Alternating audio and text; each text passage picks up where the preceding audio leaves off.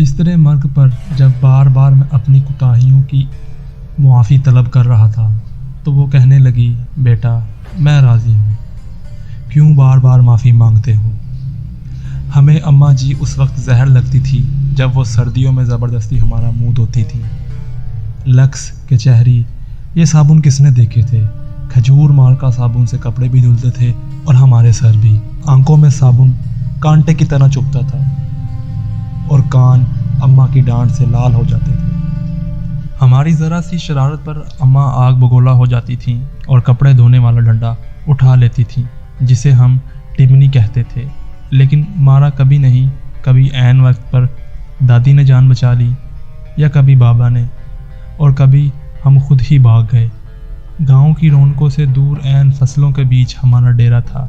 डेरे पर पगडंडी पकड़कर गांव जाना अम्मा का सबसे बड़ा शॉपिंग टूर हुआ करता था, और इस टूर से महरूम रह जाना हमारी सबसे बड़ी बदनसीबी थी।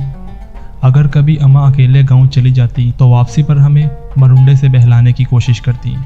हम पहले तो नन्हे हाथों से अम्मा जी को मारते, इनका दुपट्टा खींचते, फिर इनकी गोद में सर रख कर मुँह फाड़ फाड़ कर रोते। कभी अम्मा गांव साथ ले जाती तो हम उछलते कूदते, खुशी खुशी उनके पीछे पीछे भागते। शाम गए जब गांव से वापसी होती तो हम बहुत रोते, हमें गांव अच्छा लगता था। माँ, हम गांव में कब रहेंगे। मेरे सवाल पर अम्मा वही घुमा पुटा कर जवाब देती थी, जब तू बड़ा होगा, नौकरी करेगा, बहुत सारे पैसे ले आएगा तो तेरी शादी होगी, वगैरह वगैरह। यूं हम माँ बेटा बातें करते करते तरीक डेरे पर आ पहुँचे। मुझे याद है गांव में बाबा मुसफ़िर के यहाँ शादी का जश्न था। वहाँ जलने बुझने वाली बत्तियाँ भी लगी हुई थी और पटाखे भी फूट रहे थे। मैंने माँ की बहुत मिन्नत की कि रात इधर ही ठहर जाएं, लेकिन वो ना मानी। जब मैं माँ जी के पीछे रोता रोता गांव से वापस आ रहा था तो मेरी नीयत में फतूर आ गया और चुपके से गांव की तरफ लौट गया। शाम का वक्त था। माँ को बहुत देर बाद मेरी गुमशुदगी का अंदाज़ा हुआ। वो पागलों की तरह रात के अंधेरे में खेतों में आवाज़ें लगाती और डेरे से लेकर गांव तक हर कोने में लालटेन लटका कर झांकती रही। रात गए जब मैं शादी वाले घर से बाजियाब हुआ तो शेरनी की तरह मुझ पर हमला आवर हुई। उस रात अगर गांव की औरतें मुझे ना बचाती तो अम्मा मुझे मार ही डालती। एक बार अब्बू जी अपने पीर साहब को मिलने सरगोदा गए हुए थे। मैं इस वक्त 6 साल का था। मुझे शदीद बुखार हो गया। अम्मी जी ने गरम चादर में लपेट कर खांधे पर उठाया और खेतियों से गुजरती हुई 3 किलोमीटर दूर गांव के अड्डे पर डॉक्टर को दिखाने ले गए। वापसी पर एक खाले को फलांगते हुए वो खेत में गिर गई, लेकिन मुझे बचा लिया। इन्हें शायद घुटने पर चोट आई। इनके मुंह से मेरे लिए हस्बी अल्लाह निकला। ये वाक़या मेरी ज़िंदगी का सबसे पुरानी याददाश्तों में से एक है। यकीनन वो बड़ी हिम्मत वाली खातून थी। आखिरी सांस तक मेहनत मुशक्क़त की चक्की पीसती रहीं। फिर जाने कब मैं बड़ा हो गया और अम्मा से दूर चला गया। साल भर बाद जब घर आता तो माँ गले लगाकर खूब रोती, लेकिन मैं सबके सामने हंसता रहता। फिर रात के वक्त जब सो जाते तो चुपके से अम्मा के साथ जाकर लेट जाता और उनकी चादर में मुंह छुपाकर खूब रोता। माँ खेत में चारा काटती और बहुत भारी पिंड सर पर उठा के टोके के सामने आ फेंकती। कभी कभी खुद ही टोके में चारा डालती। कभी कभी जब मैं घर होता तो इनका हाथ ज़रूर बढ़ाता।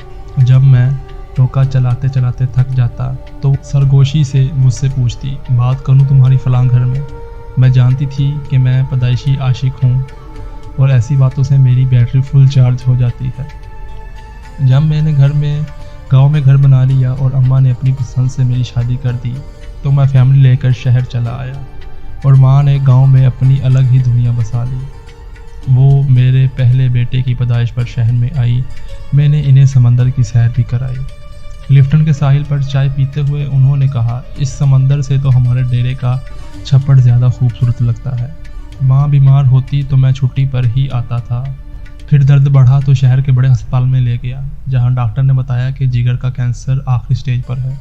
खून की फौरी ज़रूरत महसूस हुई तो मैं खुद ब्लड बैंक बेड पर लेट जाता। माँ को पता चला तो इसने दुख से देखकर इतना कहा, क्यों दिया खून, ख़रीद लेता कहीं से, पागल है क्या। मैं बड़ी मुश्किल से इतना कह सका, अम्मा खून की चंद बूंदों से तो قرض بھی ادا نہیں ہو سکتا، تو آپ مجھے اٹھا کر گاؤں ڈاکٹر کے پاس لے کر گئی تھی اور واپسی پر کھالا پھلانگتے ہوئے گر بھی گئی تھی۔